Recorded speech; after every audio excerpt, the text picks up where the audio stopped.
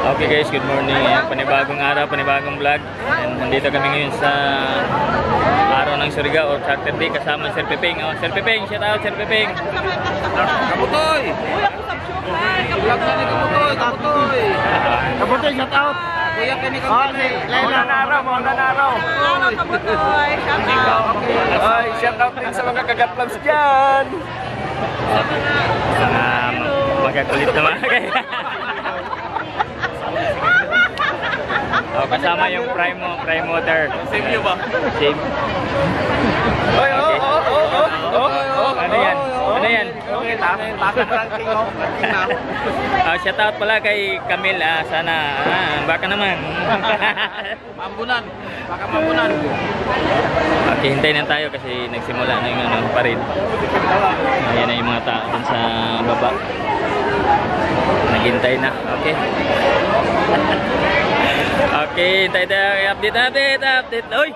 May bagong bisita tayo, oh. Okay. Oh, bili muna kami ng taho. Ayan, taho. Salamat tayo! Ato magbayad lang, ato magbayad o. Sa likod. Sino kaya magbayad? Si Ante? Ayun, yung magbili ng taho. Lay, bayaran mo na, Lay. Isa ka, kamog pa. Dalawa.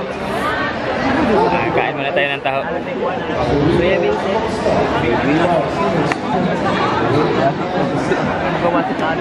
Okay guys. Hoy, shout out, mami out. Hey, shout out. Si tawag mo wala, dapat nagtakos pa. Ay, salamat na yun. Kasi mo kami.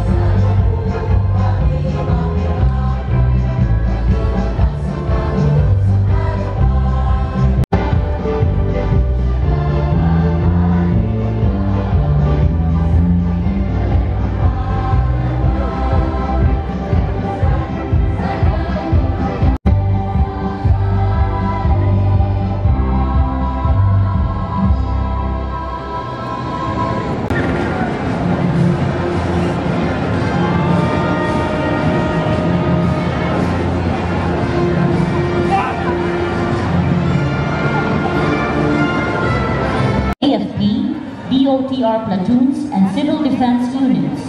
Let us honor their dedication and service to our community.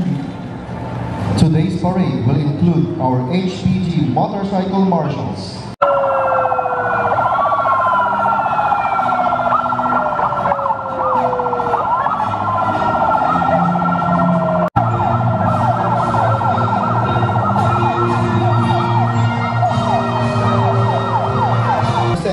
Barangay San Juan, Barangay San Pedro, Barangay San Roque, Barangay Serna, Barangay Sintangan, Barangay Silog, Barangay Subbay, Barangay Sukayla, Barangay Taf, Barangay Talisay, Barangay Tugbongon, Barangay Trinidad, Barangay Washington, and Barangay Zaragoza.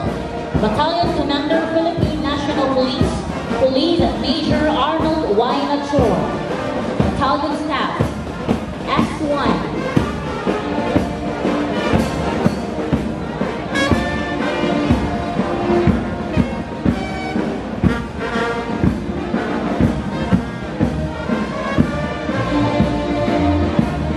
Battalion Commander, Philippine National Bureau of Fire Protection, Senior Fire Officer 2, Peter Vincent Hesta.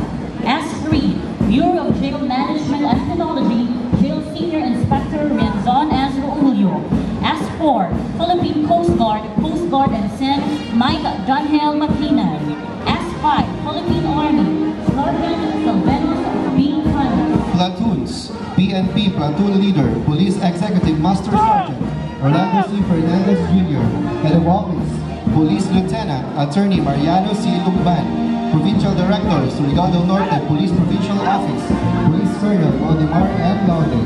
BFP Platoon Leader, Senior Fire Officer 1, Brian Villacorta. Head of Office, Pharmaceutical Inspector Eduardo P. Quinto Jr. Regional Director, Fire Chief Superintendent Rodolfo Piosca Dinaga. BJMP Platoon Leader, Jail Senior Inspector Rienzon S. Rulio. Philippine Coast Guard Platoon Leader, Coast Guard Ensign Roy Christopher R. Aurelianeda. Head of Office, Coast Guard Lieutenant Junior Grade Christian Roberti Nieto. Regional Director, Coast Guard Captain Christopher D. Auro. Army Platoon Leader, Sergeant Michael Oray. Head of Office, First Lieutenant Benjamin Elizar de Dios.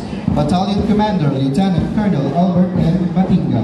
Navy Reserve Platoon Leader, Lieutenant Junior Grade Dano, Philippine Navy Reserve.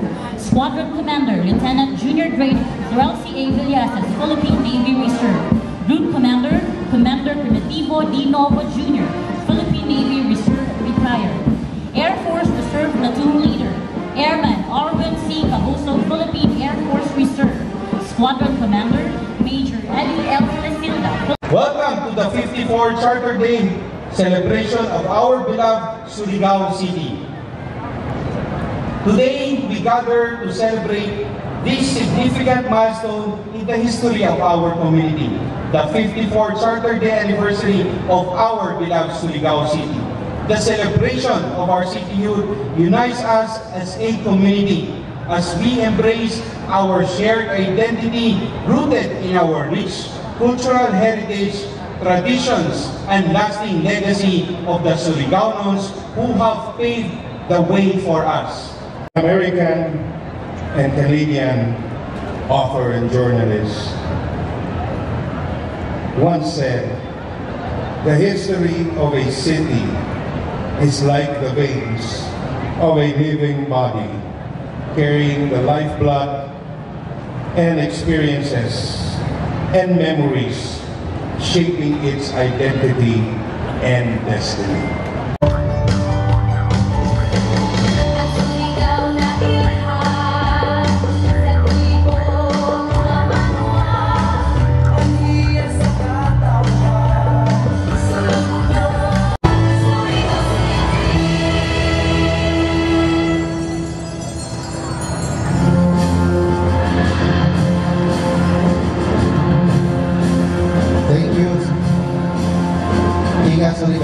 Ato ligon ug sincero ang serbisyo sa katawhang Surigao-non, Governor Robert Quinto.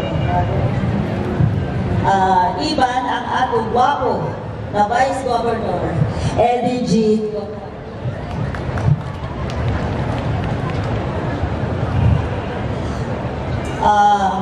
Ug mga board members sa sangguniang panlalawigan, ang batang Surigao-non nga paulido o tikalidad magserbisyo, Mayor Paul Dumlao.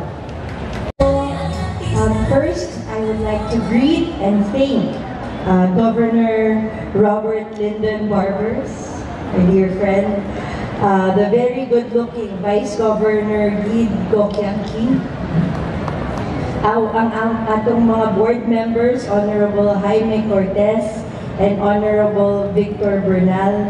And of course, representing my manong in Congress and dear friend, Ma'am Badette Barbers, the wife of Congressman Ace Barbers. Also, Ma'am Joyce Barbers, the wife of Governor Barbers. I would also like to greet, of course, Mayor Paul Dumlao, Vice Mayor Alfonso Casura, lahat po ng ating mga city councilors, barangay captains, and of course, Brigadier General Arsenio Sadural, and of course, General Rodolfo Dinaga, and Lieutenant General Luis Rex D. Bergante. Our keynote speaker for today is a native of Haro, Iloilo City. He is a distinguished graduate of the Philippine Military Academy as he earned his Bachelor of Science degree, ranking number 7 in the Philippine Military Academy Bitislahi class of 1990. Allow me first to greet our VIPs, of course, Mayor Paul, the Governor Robert Barbers, the Deputy Speaker of the House of Representatives,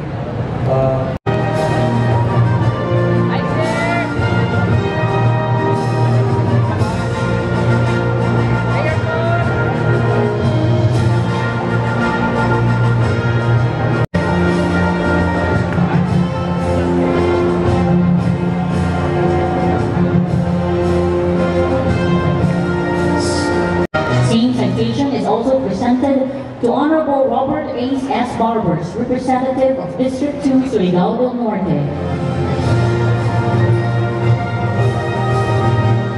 Same citation is presented to Honorable Robert Lyndon S. Barbers, Provincial... Sa inyong pagtambong sa atong pagsaulog sa Giri 54, nagkasaulugan sa pagkahimugso sa atong dakbayan sa Surigao.